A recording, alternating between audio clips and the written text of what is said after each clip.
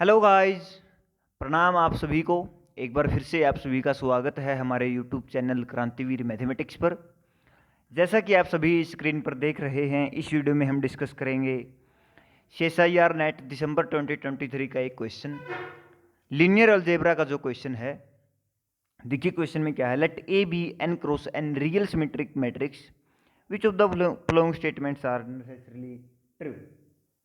भाई हमको दिया गया है कि ए कोई भी सिमेट्रिक मैट्रिक्स है एंड पूछा है कि कौन सी स्टेटमेंट ट्रू होगी। सबसे पहला जो ऑप्शन है ए इज डायगोनलाइजेबल। यस, ए हमारा डायगोनलाइजेबल होगा।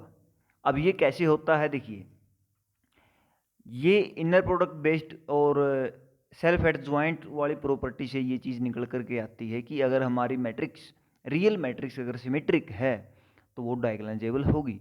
क्योंकि देखिए डायगोनलाइजेबिलिटी की आपको डेफिनेशन उसकी आपको पता होगी। A matrix we call a matrix is diagonalizable if there exists an basis for the column or rows of matrix such that the matrix represented with respect to that basis is diagonalizable.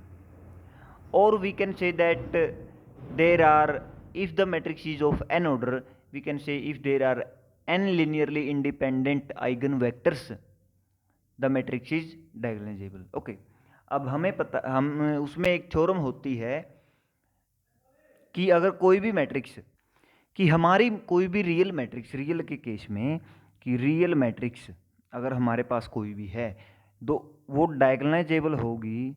Diagonalisable if and only that is self adjoint, means T is equal to T star. अगर वो self adjoint होती है तो diagonalisable होगी। Self adjoint का मतलब वहाँ पे होता है कि उसके eigen values, real eigen values उसकी आएंगी। ओके, तो ये हमारे पास थ्योरम होती है। अगर आपको इसको कंप्लीटली डिटेल में इस थ्योरम को करना है देन ये थ्योरम 8th चैप्टर में KH होफमैन बुक की ये थ्योरम है। ओके, इसमें डायगोनलाइजेबिलिटी की कंडीशंस की थ्योरम सभी इस चैप्टर में दी गई हैं। Okay, so next our option is second option, if A के is equal to I, A के इज इक्वल टू आई। देखिए ये क्या रिप्रेजेंट करता है। सबसे पहले हमारे पास क्या है, हमारी मैट्रिक्स डायगोनलाइजेबल है। डायगोनलाइजेबल का एक और मीनिंग होता है कि अगर हमारी कोई भी मैट्रिक्स डायगोनलाइजेबल है तो वो किसी डायगोनल मैट्रिक्स के क्या होगी, इक्विवेलेंट होगी। इक्विवेलेंट का मतलब क्या है कि हम उसके ऊपर रो ऑपरेशन अप्लाइज करके, रो ऑपरेशन और कॉलम ऑपरेशन को अप्लाई करके, एलिमेंट्री ऑपरेशन को अप्लाई करके we can get the diagonal matrix. Okay, अगर ये इसके इक्विवेलेंट है then we have the eigen values of matrix on the diagonal.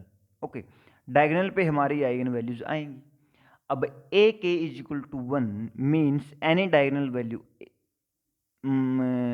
let a is eigenvalue of a, any eigenvalue, and if a k is equal to 1 then a is equal to 1.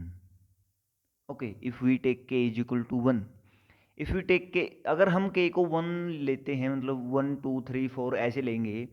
देखिए अगर हम 3 लेते हैं, अगर हम इसको 3 भी लेते हैं, 2 लेते हैं -1 एंड 1 आएगा, 1 लेते हैं देन 1 आएगा, 4 लेते हैं -1 एंड 1 आएगा, 6 लेते हैं -1 एंड 1 आएगा।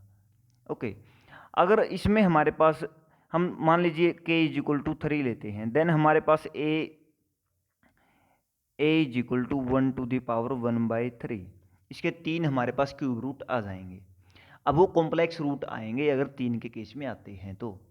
मगर हमारी मैट्रिक्स क्या है, रियल मैट्रिक्स है, देन वी हैव, देन हमारे जो आइगन वैल्यूज होंगी वो कॉम्प्लेक्स में नहीं आएंगी।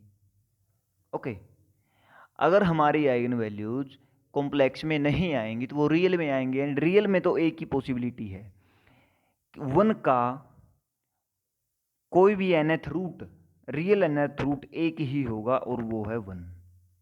ओके, 1 तो इसका एटलीस्ट 1 रियल रूट होगा ही होगा, ये बात है। अब इसके रियल रूट हमारे पास 1 या -1 आएंगे then we can see that इसके आइगन वैल्यू हमारे पास क्या आएंगे, -1 और 1, एंड इन दोनों का स्क्वायर करेंगे तो हमारे पास a square is equal to 1, यानी कि i आएगा ही आएगा।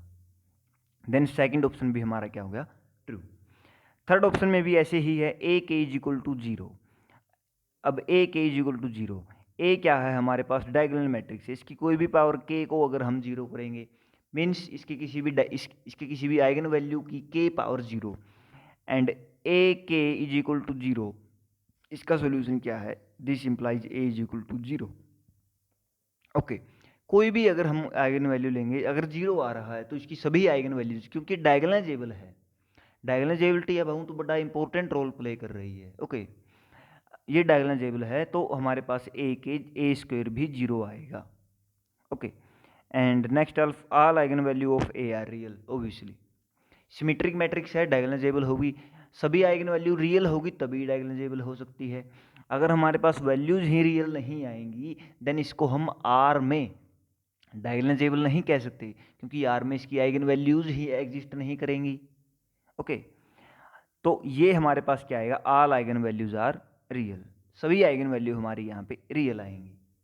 ओके, अगर हमारे पास देखिए, अगर हमारे पास इसकी ये देखिए डायगोनलाइजेबल है मीन्स ए से हम इसकी मान लीजिए 3x3 मान लीजिए A1 A2 A3 में हम लेके जा रहे हैं, ये डायगोनलाइजेबल होगी।